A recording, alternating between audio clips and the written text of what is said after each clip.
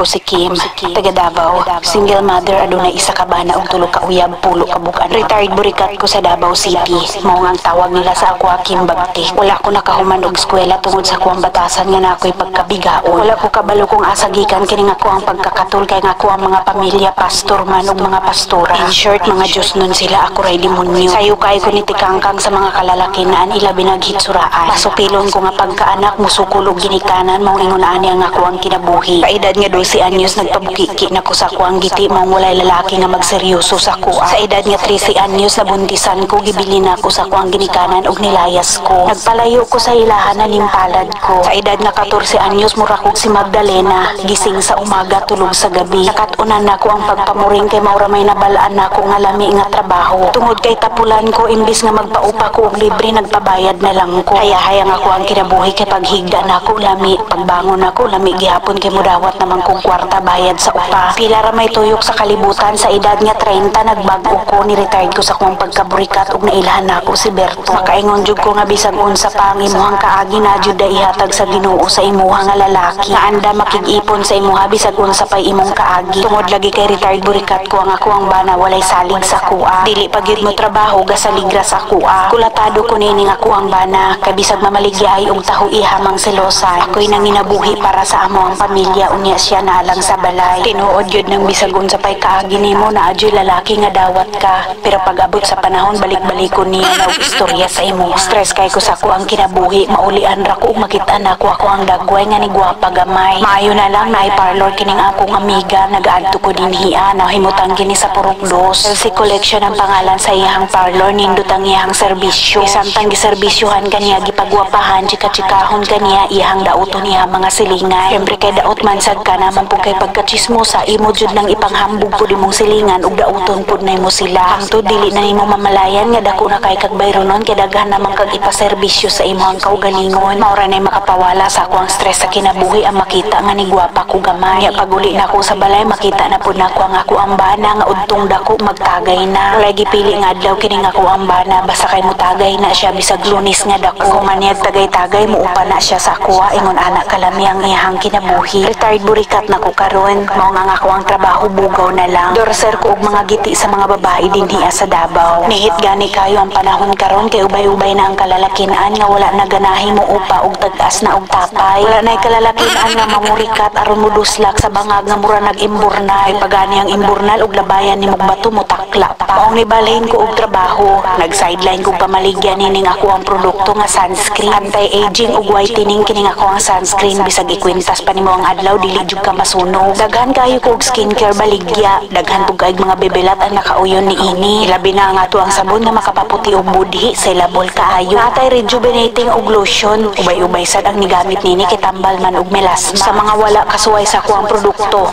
panuway mo.